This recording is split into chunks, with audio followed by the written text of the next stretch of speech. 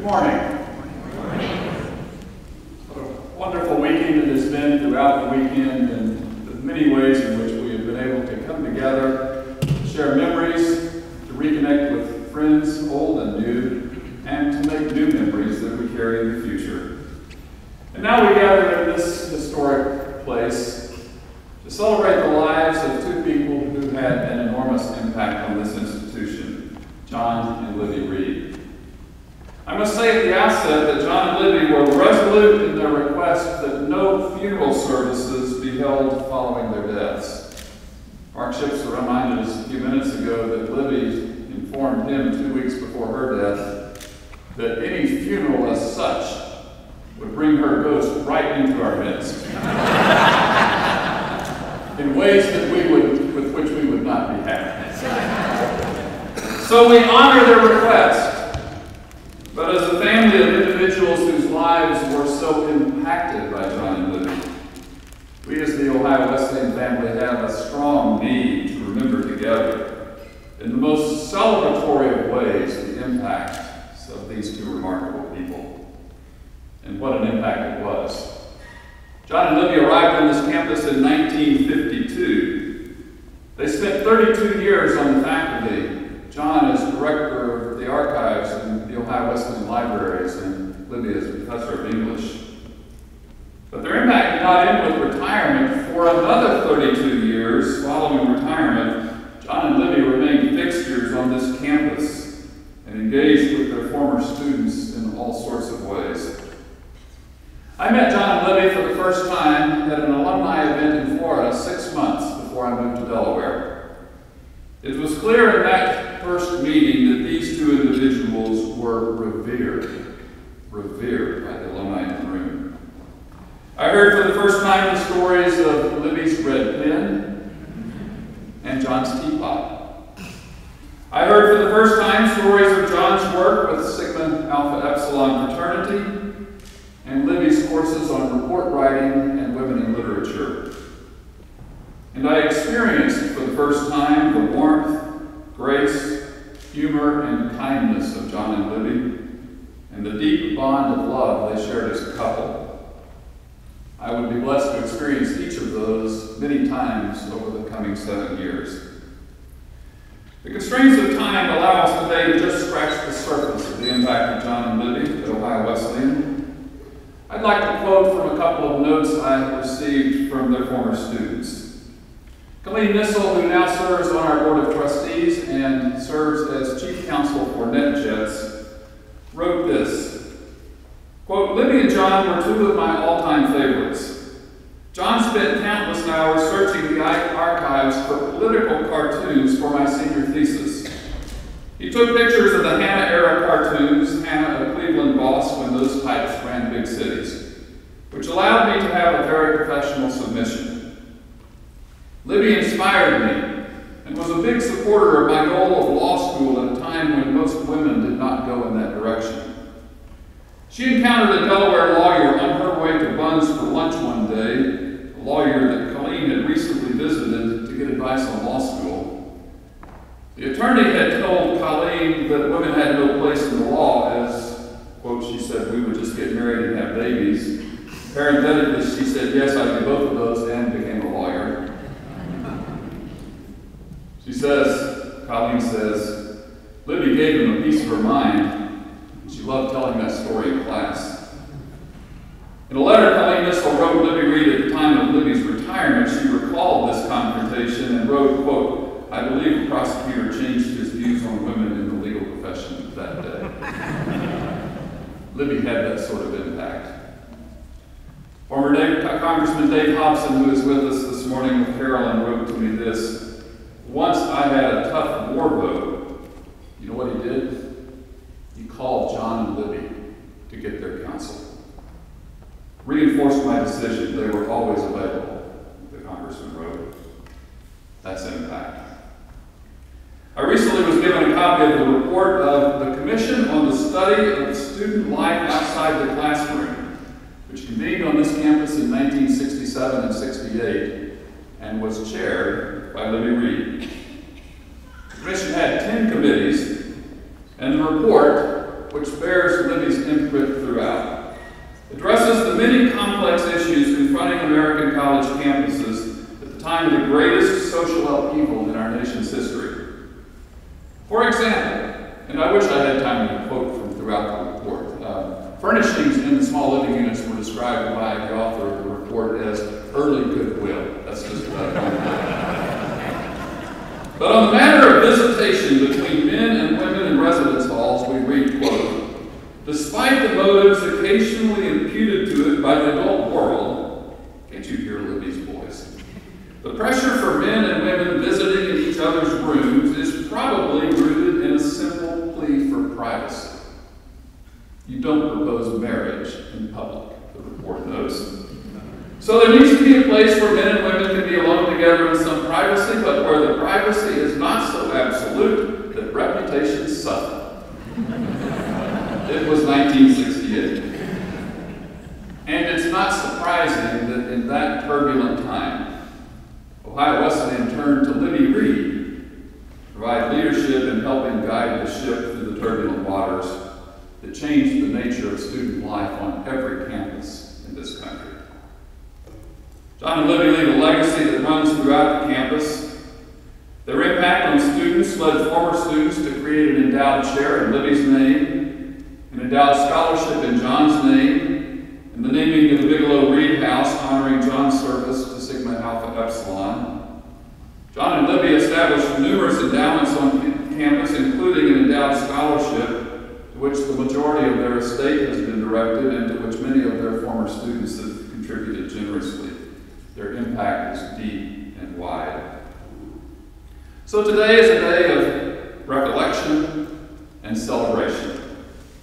We will have the opportunity to hear from a few individuals here in Great Chapel, as well as to hear the music of Libby's ancestral homeland played by Joe Musser on our Kleis organ, and to join in singing music honoring John's legacy as a war hero and a decorated soldier.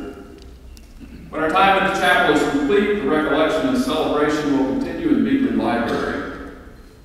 It will not end there, as the legacy of John and Libby Reed will travel with each of us, wherever we go, for the remainder of our lives. And so let the celebration begin.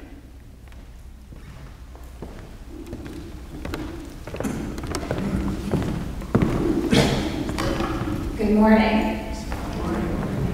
Every year when classes ended in the spring, John and Libby would pack up their car and drive north to their cottage in northern Ontario on Lake DeBourne near the town of Lime River, where they would stay until the fall. Even though I'm a Wesleyan grad, my relationship with John and Libby goes back to when I was 10 years old, out of the cottage. In the early 1960s, two speech professors here at Wesleyan, Don and Iowa Eisen, invited John and Libby to come to their cottage in Canada to a community of Ohio Wesleyan faculty and their descendants called Battle Point. This lake association of 38 cottages was founded in 1925 by some Wesleyan faculty who were fishing in northern Ontario and bought land with the stipulation that only Ohio Wesleyan's faculty and staff could build cabins on it. In the early 60s, when John and Libby arrived up north, not much had changed since those early days. No electricity, no plumbing, wood-burning stoves and kerosene lanterns. Friends hiking and swimming together, days ending with a campfire out on the rock, always lots of laughter. They were smitten, and in 1965 purchased a cabin of their own. They became Battle Pointers, integral and very important members of our Northwoods community. As a child, spending time with the Reeds summer after summer, I knew there was something about them that made me want to be stronger and kinder and more learned. All of us at Battle Point felt that way. I remember Libby talking to me not long ago, one rainy afternoon up at the cabin, about rocks, about glacial rocks and the Ice Age and the way fissures were made and ribbons of color were created. She showed me rocks from her collection. And for the first time in my life, more about geology. She had that effect on all of us. They both did. Contagious enthusiasm was their gift that kept on giving. More times than I can count, she or John would pull a book off the bookshelf and point things out to me. And did they have books? Sitting by the lake with them, they would tell us stories of where they had traveled to since we last saw them the summer before.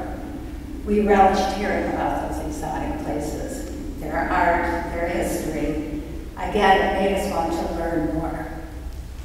It's a bit of a misnomer to say John and Libby had no children. They had hundreds of children. In addition to former students, they had a few generations of kids at the lake that they claimed as their own. Throughout the years at the cottage, my brothers and I, Mark, some of you out here, had lots of loving attention given to us by John and Libby. In the warmth of their cabin, fire burning in the fireplace, we would stop to visit, and we'd be asked about our studies, our jobs, as we got older about our children, our children's children. John referred to Libby as Madame. Madame is making a blueberry pie. She often called him John Reed. I think John Reed is out by the tool shed up to something or another. As kids, we got a real kick out of that. John and Libby recycled long before people knew the term. From paper scraps, John would make some origami birds and he would give them to friends up at the lake. Libby found a practical use for any box, any piece of cloth. The braided rugs on the cabin floor, she made them. The throw pillows, she made them. They didn't hire out to get work done at the cottage. They did it themselves, sometimes gathering friends to help. John liked to build and work with his hands. He could often be seen in his blue work overalls, hammering this or repairing that. Along the length of the back of the cabin, he built a bedroom.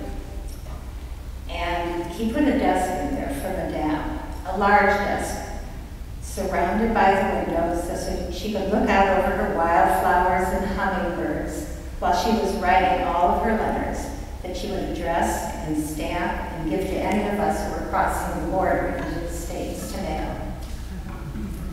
John was an avid fisherman.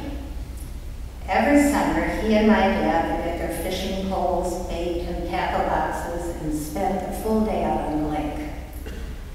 John later wrote in his letters that since Dad was a trustee here at Wesleyan, it really was a chance for him to tell Dad his thoughts and impressions of all things Oulu. I like to think that their hours out fishing were two close friends, laughing and idling the time away in each other's company. As the new millennium rolled around, John and Libby realized that life at the cabin was getting more challenging for them, with our rough terrain and lack of modern conveniences. So in 2011, they packed up, loaded up the car, and they left their beloved cabin in my care. After we had one last meal together at their favorite diner in town, they made the 600-mile drive back to Delaware, heads held high. I think back to that day, knowing how very difficult it was for them to leave this little piece of heaven that was their home for 3 months every year for almost 50 years. Those of us at the Battle Point who knew and loved John and Libby will always picture Libby sitting on her screen porch reading and periodically looking up toward the lake at John, who would be sitting up at the end of their dock smoking his pipe. It was the end of an era when they left, and they left an indelible mark on our lake community. They are sorely missed.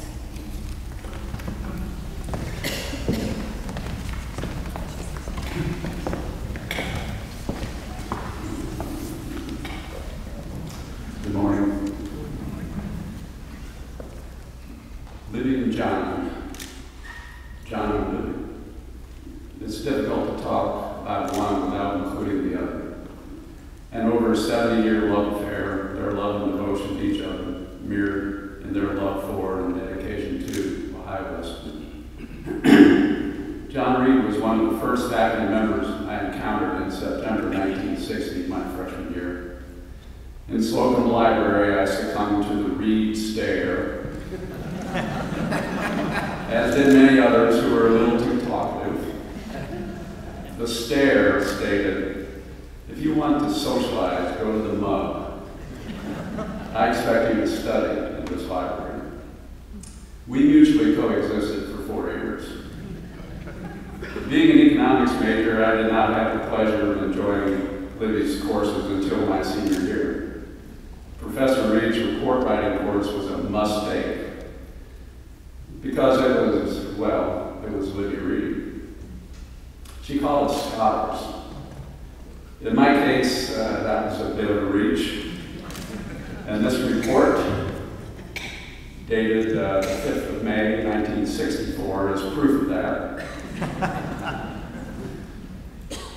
In the margins, a sea of red ink with comments such as, "I'm concerned about your continuing errors in punctuation."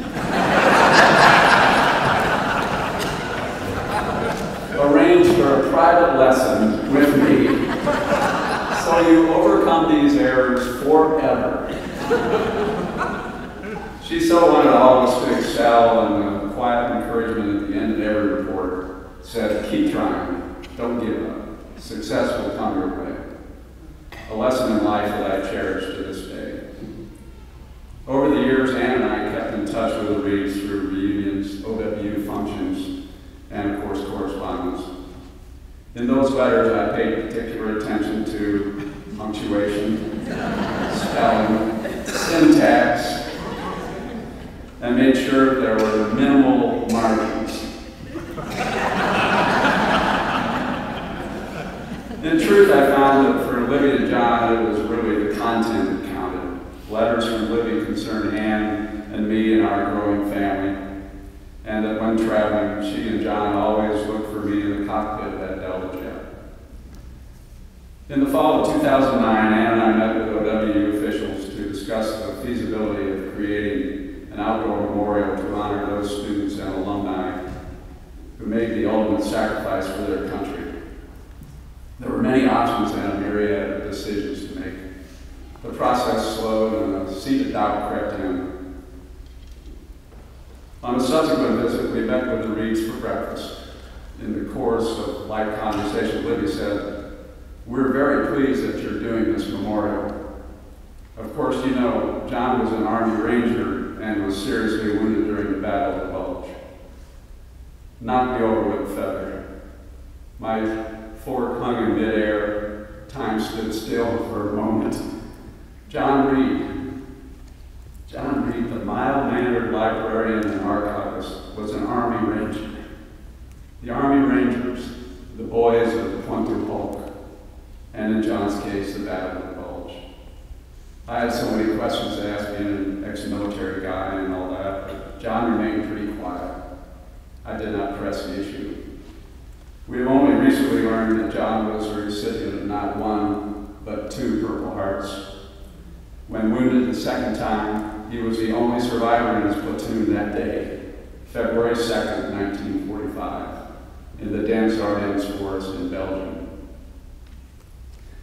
During our flight back to Atlanta, I turned to Ann and said, "We have to make this memorial a reality."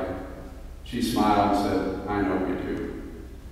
At the dedication of the Fallen Heroes Memorial in November 2011, John and I stood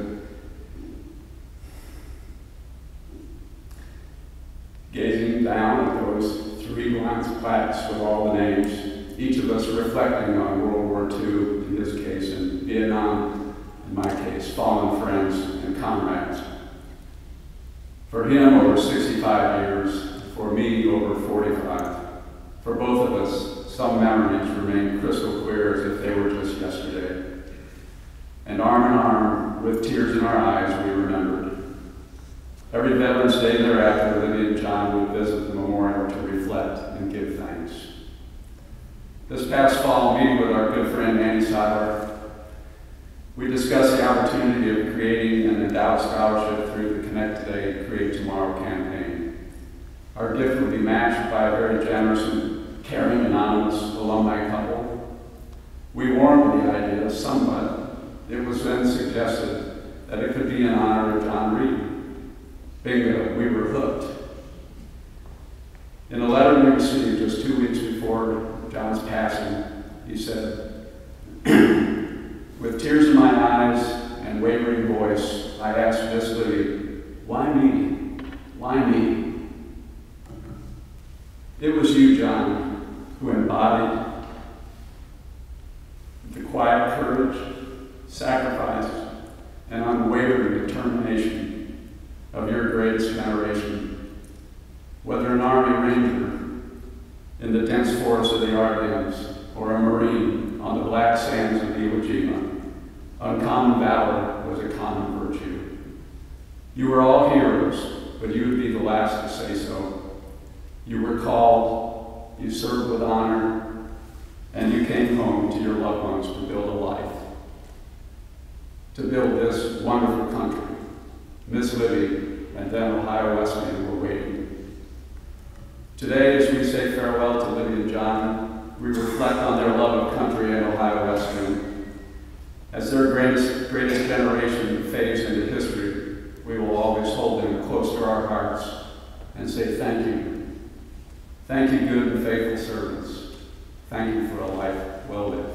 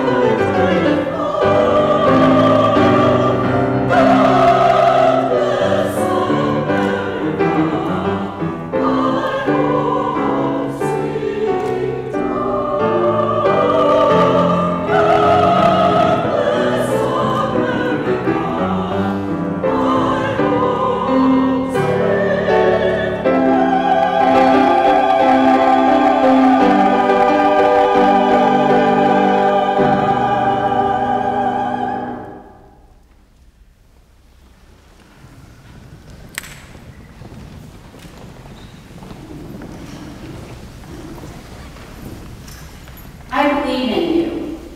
I think that's one of the best gifts that one person can give another. Libby Reed gave me that gift at a time when I didn't believe in me or even know me. She was my academic advisor my freshman and sophomore years of college year. I was shy. I didn't know myself or anything, but she believed in me. She said that numerous times. Kara, I believe in you. I'd walk in her office and she'd say, "Oh, a great day here." She did that in a way that pushed you to do your best because she wouldn't accept less than what she believed you were capable of. And she always believed that you were more capable of what you thought you were. She beamed with pride when you stepped up and did it. She never saw limits on traditional roles or thinking, always said it like it is. When I recently reconnected with her after 30 years on a more personal level after I came on board of Ohio Wesleyan, and I had kind of maintained contact with her over the years, but she beamed with me, and in her words, she said, "She's so proud of me. You created new standards and heights for women. You not only shattered the ceiling, but you kicked the walls out of the box." And she said, "I knew you'd do that. You never knew you'd do that, but I knew you did that. And you made me proud." I'm so happy that I have a chance to tell her what an impact her belief in me made in my life, and to witness the great testament to the sustainable love that she and John modeled for us. I've always loved Maya Angelou, and she has a wonderful quote that I think just really captures what Libby did for me. Maya Angelou says, "I've learned that people will forget what you said, people will forget what you did, but people will never forget how you made them feel."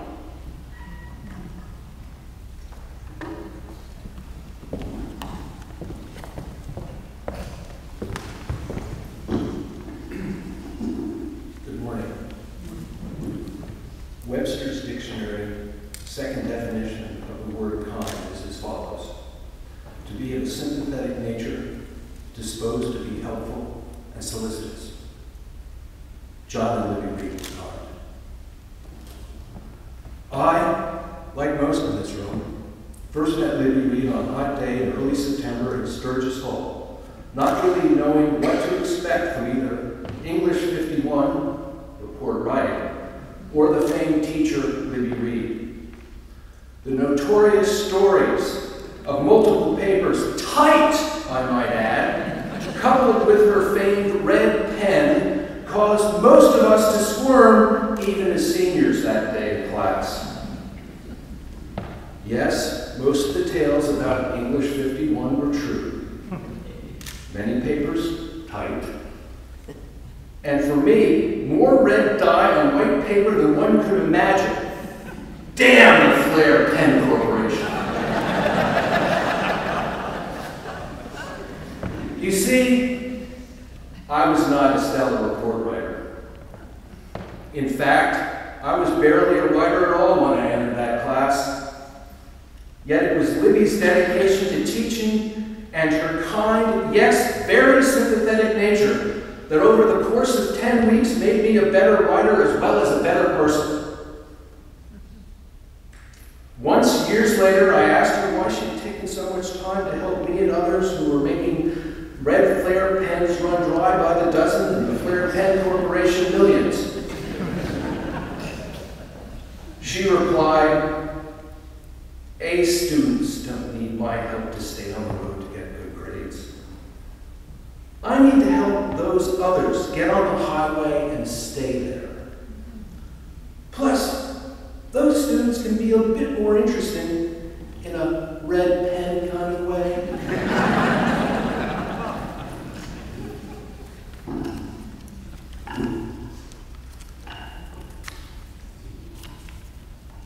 My first real encounter with John and Libby did not happen in Ohio Wesleyan, but in London, England, where I was a graduate student and John and Libby were on sabbatical. On several occasions, the three of us would have dinner or visit museums such as the Imperial Science Museum, where Libby would be in heaven exploring their rock collection. It was in London where I learned a few known facts about the both of them. Libby was a closet lockhound and a huge geology and geography fan. As a graduate student of geography at this time, it was a little mind-blowing as I only really knew her in the context of pens with red ink. As for John, we shared a love of tomato soup. You never really could get away from reddish hues with those two. Over the subsequent years, John and Libby continued to be interested in my career as they were many of their old students and the SAE brothers who they helped shepherd while they were house parents in the 1950s and 60s. It was during these years where John Reed, not so much Libby, touched so many young men's lives. As Evan Corns, a fraternity brother at that time, puts it, during those years, John Reed made us all better brothers and, more importantly, better men.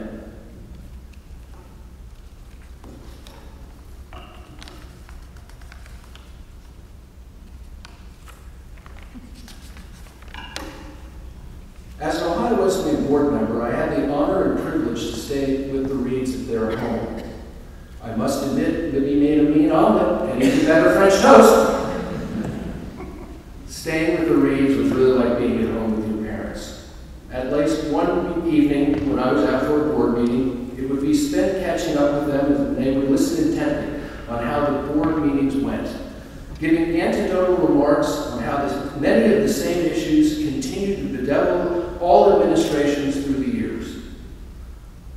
Moreover, should I be out past 9 p.m., they would leave the light on for me, and I knew they waited up for me to come home. For me, they were my Delaware parents. They were truly kind. As they had no children of their own, both were very content to adopt individuals or even groups of individuals. While at several board meetings, many of my older SA fraternity brothers would gather with the Reeds at Buns for reunions of sorts. Evan Corns, Lloyd Ferguson, Pete Lee, amongst a crowd of others would be on hand. John and Libby, while saying it was too much for them at their age to be part of such festivities, loved it. Another adopted group was the clan at Mowry Hall. These folks happened to be a favorite of John's, and on countless occasions he would bring donuts and kind words to the staff. On a very personal note, John and Libby were very fond of my wife Kim and my daughter Charlotte and Emily. There was neither a Christmas nor a birthday that would go by without a gift for the girls and a card for Kim and me. They were truly kind. I believe Tom Brokaw, in his book, The Greatest Generation, sums up how Libby and John lived their lives. They stayed true to their values of personal responsibility, duty, honor, and faith.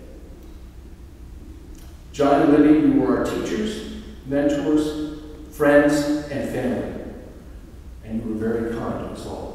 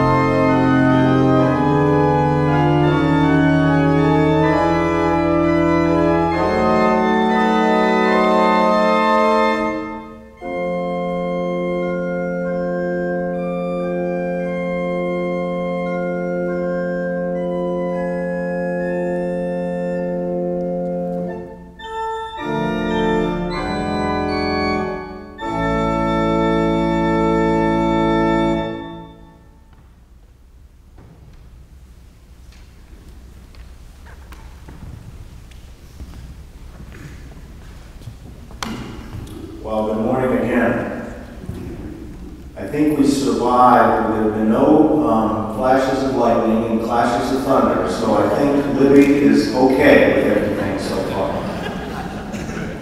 Hopefully that continues. I'd like to draw your attention to the program this morning. You'll note that both the prelude and the piece that we just heard by Joe Musser were by Czech composers. Libby, of course, came from Czechoslovakia. Her mother was first generation. I guess Libby considered herself first generation.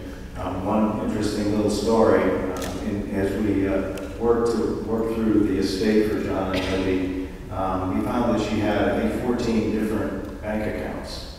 Some of them in different names. Libby had a couple middle initials. And I thought it was always funny. I asked her why she did that. It took a little bit of time, believe it or not, to get that unraveled. She said, well, you know, I'm Czech. I don't trust U.S. banks. Also, you'll note on the inside page, that piece is part of a poem that Joe Musser wrote to Libby. So we're pleased to have Joe here, but also pleased that we were able to have some of his, and he will actually hear a piece of his at the end of the service. Our own Branch Rickey once said, it's not the honor that you take with you, but the heritage that you leave behind. Of course, Branch wasn't talking about John and Libby. They lived at different times. But I think he was referring to that phenomenon of the impact of their lifetime and their body of work. Old John Reed, as she used to call him later on in life, it wasn't John Reed, it became Old John Reed, and Miss Libby have left us now for their own Hall of Fame somewhere. And as we've heard earlier, over and over again, their legacy lives on and continues to grow. Interesting enough, I think it's right here, though, right now.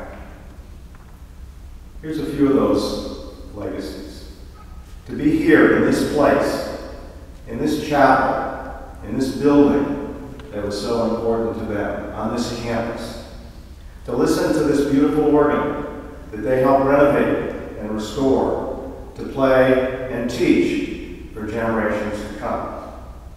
In this place, for both of them who were conferred honorary degrees. In my mind, there's actually no better form of recognition for an Ohio Wesleyan faculty member than to be conferred honorary alumni status by many of you sitting in the audience. And John was so thrilled to wear his Tower Society pin, so I wore mine today in his honor.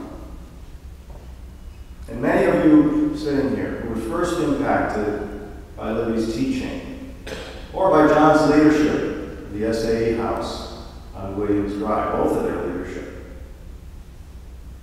This campus, the library, the renovation project of the stained glass windows across in the old library in Slocum. John led that campaign and said later that's probably one of the proudest moments of his life. The Methodist and Ohio Wesleyan archives that he watched over for so many years, watched over the move from Slocum to the new library. The Bigelow Reed House, named after William F. Bigelow, one of our most famous alums, and old John Reed. To Joe Musser and the rest of the faculty and staff, their colleagues who carry on and continue to change college lives every day. I think those of us who have been here for Alumni Weekend have seen that, have heard that, have heard Rob talk about that over and over again. It's Libby's endowed scholarship from her students and friends in English, and their combined endowed scholarships. There's 3 of them, 2 of them from others, and then the scholarship that they have established, where most of the remnants of their estate will go. That to me is legacy. And it's about how their lifetime of gifts and services to this community, to Delaware and the surrounding community, to Battle Point, to their friends nationwide and worldwide. They touched so many. Their reach was so extensive, over and over again, without fanfare. without seeking recognition, especially John. Never wanted recognition. So today, we remember 2 lives well lived. And it's up to us now. It's our challenge, and our commitment needs to be, how can we be more like them? Faithful servants to continue their work and to expand their legacy. On behalf of the Reeds and their closest friends, I'd like to thank all of you for being here. To the High Wesleyan community, their second family, really their first family. To friends from Delaware, so many friends that they work with in this region, their home. To representatives from Heidelberg College, their other college. And UDON, thank you for being here. Libby would be happy to see you here. Thanks to Joe Musson and Rock. And by the way, Rock had to leave early. Unusual for him, but he has to be with his father. So he's flying to be with his dad, who's not doing well. To Linda and Dick and Kara and Rich. I think you saw the breadth and depth of these 2 people. And thanks to many of you for your help and support as we unraveled their lives over the last 2 months or 3 months. Believe me, it was an unraveling. They never threw anything away. So all of your letters, we've read them all, every single one of them. We had to read them all because there was treasures hidden. Libby used to leave little treasures in amongst the letters. And we wanted to save the treasures. So we know a lot more about you than you think. To our special friends, Carolyn Throwbase, these flowers are very important, would have been very important. They're very meaningful to John and Libby. Carolyn did a lot of things. She kept us on track in this whole process. Thank you, Carolyn. Jackie Ward and Mary, who were here from the community, other community members, Liz Hafner, really a lifetime friend of the Reeds, and my wife, Jimmy. To all of you, not only for your strong backs and hard work, but for the love that you poured into this process. These 2 left a pathway well-worn and well-lived. Their work, their teaching, all the while showing us how to live a good life. Libby, oftentimes in the limelight. John, on the other hand, rock solid, the foundation of their relationship and their partnership, usually and preferably in the background. So today, I think we better understand how these 2 remarkable servants made a difference in our lives and the lives of many to follow. We again celebrate the legacy and the heritage of John and Libby Reed. Please stay with us as we listen to Joe again on the beautiful Keller organ as he plays his work, processional, that he wrote for Rock Jones' inauguration. And then after that, we'd like to have all of you join us for a reception over in the library, over in John's place, over in the archives. I think John and Libby would agree. As their great friend Evan Corn says, it's a great day to be a bishop. Thank you.